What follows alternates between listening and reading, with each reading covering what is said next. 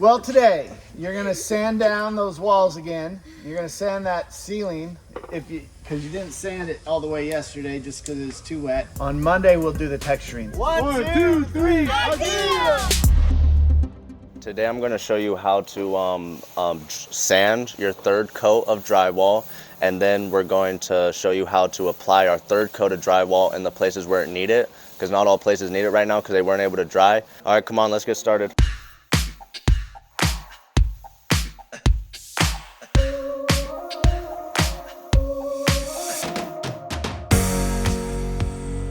That's what you would usually sand down, but we can't right now because it's not completely dried, so we have to stay away from that. But you know, just little stuff like right here, you know, you can kind of see it. You just do a little sand. That's where I wear the mask, just in case, because it'll come down in your face. It's not good. We got most of them done already, but it's just the little imperfections that you weren't able to fix the day before, because the drywall gets everywhere, really. So you just come back and you sand it down.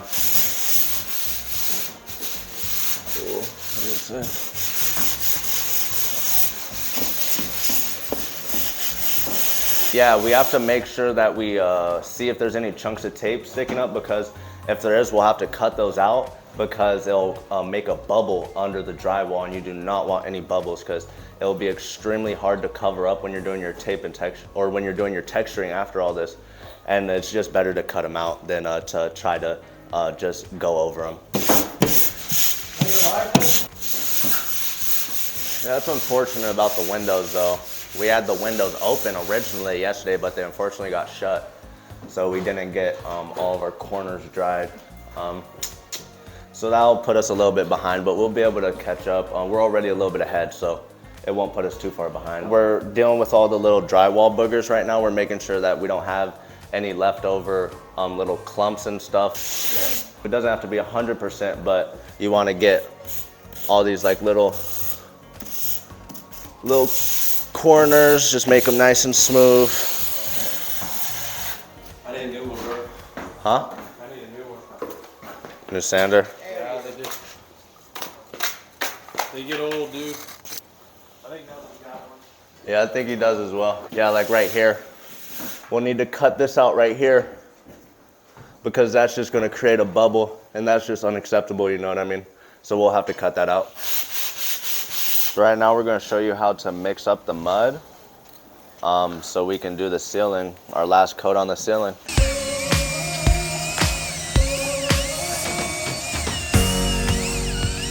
He's pouring the mud.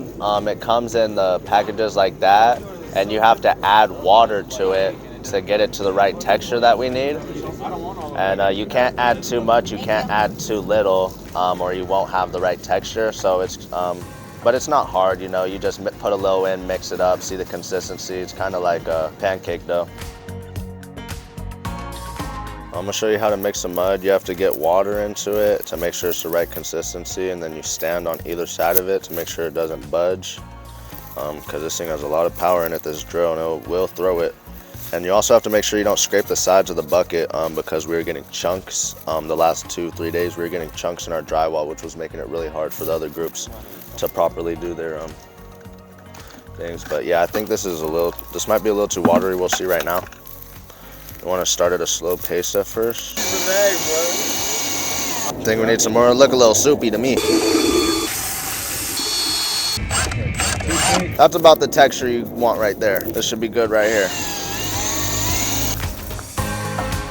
So now that we got our mud mixed, we're gonna come in here and we'll show you how to apply the third coat to our roof where it is necessary. So far, won't be able to hit the corners like I said already, because they need to dry some more, but we'll hit these middles, then these lines going to the sides. So it won't be too hard. I'll get a ladder in here to make it easier, because I'm not the tallest. He's cutting out the bubble. You just gotta make like a nice little square around it, and you can just peel it out. And then you'll just mud and texture right over that to make sure it looks nice and right, because with that bubble, it'll never look right. You'll always see it. But definitely moving faster and more smoother than I was yesterday. It was much colder yesterday, so that was definitely something.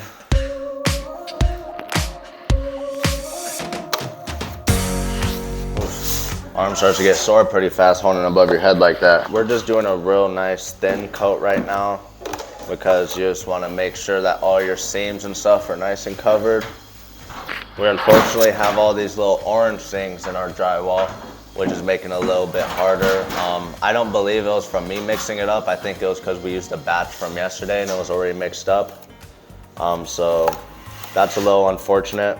So it's taking a little bit longer to get this because I have to keep stopping and picking those out, but you don't want to leave them because I'll mess up the end product and you want to make sure everything's nice and correct.